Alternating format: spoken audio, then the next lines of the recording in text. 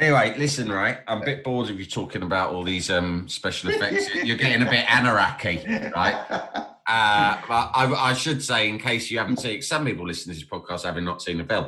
Basically, right, there's a bunch of fellas stuck out on some sort of scientific research unit in like the Antarctic, and a dog turns up and it's been infected or kind of, I guess, infiltrated by an alien creature. Inhabited. Inhabited, that's it. It's been inhabited by some sort of alien creature that is able to take on the body, persona, and appearance of any other fucking creature it gets its hands on. So suddenly this creature is let loose inside this fucking remote, cut off from anywhere, Antarctic scientific research unit.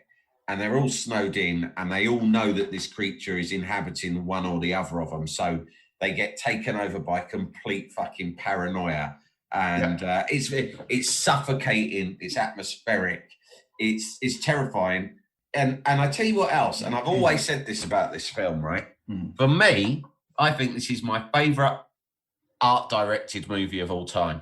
And what I can't, and it looks gorgeous, right? The cinematography, gorgeous. Every last frame, right? Because it's set against this snowy backdrop. The sets are all kind of, really cool looking, sort of industrial, scientific kind of stuff, right? The look is very reminiscent of Empire Strikes Back, the beginning of Empire Strikes Back, right? Because it's snowy. You see a lot of battered old hardware.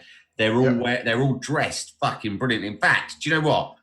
I'm looking at their wardrobe in this with their parkas and their jeans and their big boots, and I'm thinking this would cost a fucking fortune nowadays, right? This is like these are like fucking. They're all wearing £800 parkas, right? They all look the fucking business, and I don't think back in those days it was supposed to be stylized, but now it just looks like a fashion shoot, and all the cinematography is brilliant. The clothes are brilliant. The sets are brilliant. And the music, the soundtrack is fucking astonishing as well. Yeah, and the soundtrack is a strange one in a way because obviously John Carpenter used to do the music to a lot of his films. He didn't do the music to this film. The music to The Thing is by one of the greatest composers of all time, Ennio Morricone. Did the music to the film. But what's weird is this doesn't sound like a Morricone soundtrack. It sounds like a John Carpenter. Yeah, because John Carpenter's very synthy, isn't he? It's all like lots of electronic noises. He almost irritates. By the way, also quickly, the cinematography, give a little shout out to Dean Cundy who did that. And Dean Cundy was John Carpenter's go-to cinematographer. He did I still think Dean Cundy made Halloween, the first Halloween, the massive success it did. This is what I would say on every level. The way it looks, the atmosphere, the way it sounds, the way people are dressed, the acting, even the dialogue. It's a cool film. It's really fucking cool. And what I don't understand is that the film he made after this was Big Trouble in Little China. Not cool. And again, I don't want to revisit our rows over Big Trouble in Little China. It wasn't directly afterwards. No, but it was a few years later, right? Yeah. And I'm looking at these two films. I mean, the last John Carpenter film I watched was Big Trouble in Little China, and it's not because I don't like that film, because I'll hold my hands up and say I don't get it. Right? It goes over my head, but. But the thing about that film was, it's not a criticism for me to say it wasn't cool, because it fucking fundamentally wasn't trying to be cool. It wasn't in the least bit trying to be cool. But also, like, the way it looks is so over the top, and there's something a little bit cheap and daft and cartoonish about everything in Big Trouble in Little China. Sure. This film, you would never, if you didn't know, you would never know that the same bloke had made those two films if you put them side by side. Other than this, the worst character in this film is, surprise, surprise, the one played by Kurt Russell, right? Because we've solved it. We've solved it. I just don't like Kurt Russell. Whether you know it or not, you hate Kurt Russell. I tell you why, right? This is the parallel between his character in this, right? Mac, he's called, isn't he? And who he plays in Big Trouble in Little China, right? But there's a similarity. Yeah. And just as I talked about his boots in fucking Big Trouble in Little China, he was making an extra effort where he thought he was a little bit flash, but he got it wrong. He just looked stupid, right? Yeah. In this film, everyone looks fucking pucker, right? It looks like they've been decked out in the best American workwear that you could find anywhere in the world, right? Like I say, it's a fashion shoot. They have got the beautiful fucking industrial boots, the parkas, the woolly hats, the fucking giles, or whatever you call them. Everything, everyone looks pucker, right? And it looks realistic as well, because these look like men who are dressed for the practicalities of the cold environment they find themselves in, right? Fucking Russell, he rocks up. He's wearing an American fighter pilot's fucking Second World War leather jacket, right? Yeah. And you're like, mate, get a parka, right? That is not enough protection. No, but you want to wear a leather jacket because you think you're a bit cool.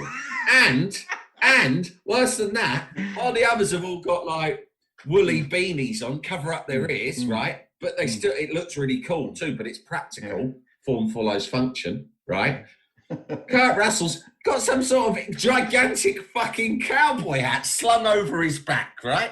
And you're like, you absolute fucking prick, right? Or you're in the fucking Antarctic for the whole of winter. You're in the middle of nowhere in fucking sub-zero conditions, and you've turned out exactly like a fucking hipster in a leather jacket and a cowboy hat. He's got the beard. He's got the beard. Yeah, all that stuff, right? And of course, the others are all scientists. They do proper serious jobs. He's the fucking helicopter pilot, isn't he? Yeah, which is of course he fucking is. I'm the helicopter pilot, so I'm wearing my pilot's jacket. And also, it's really important for me to wear a cowboy hat. No, it's fucking not. Get a woolly hat, dickhead. Do you know what, right? Almost everybody would say that their favourite character in the thing is McCready. But I'm convinced that Kurt Russell reminds you of someone you didn't like at school. Well, probably loads of people. Yeah, I mean, basically... Sure. Or a type. Yeah. This type of person is the type of person I'm familiar with. There's a personal edge to you. No, but there's probably other Kurt Russell characters I can think of that I liked. Like, he's in Tango and Cash, for instance, right? Yeah, he's gay. I love him in that. Yeah, right? Yeah. John Cash, right? I love him as John Cash, right? But, so it's not that, but he obviously does a turn as a character who, unless Kurt Russell was turning up and saying, right, part of my terms for appearing in any film is that I personally choose the wardrobe. If that was true, then it would be personal about Kurt Russell. But I'll give him the benefit of the doubt.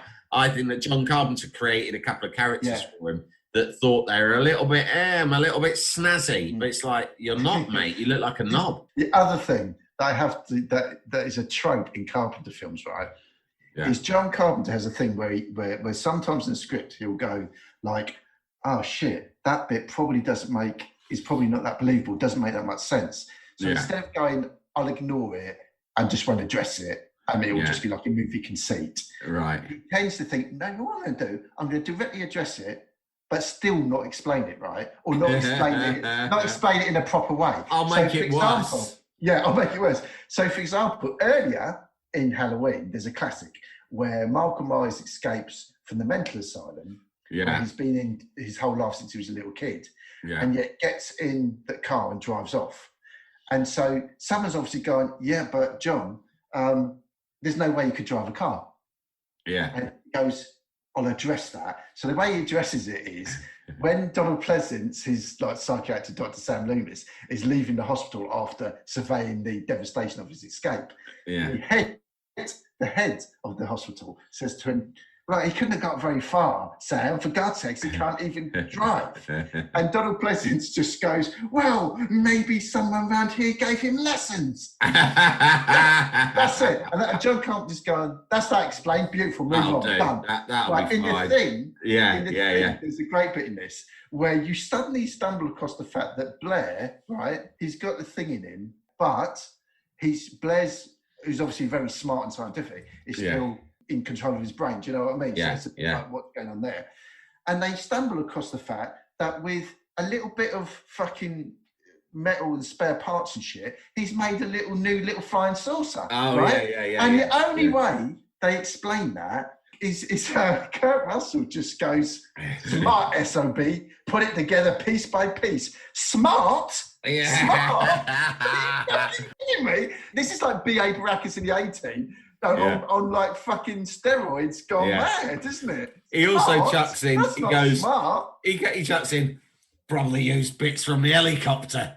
Like, to explain where the parts came from. Yeah. And they just go, they just seem to go along with it. His mates, they go, yeah, probably. Yeah.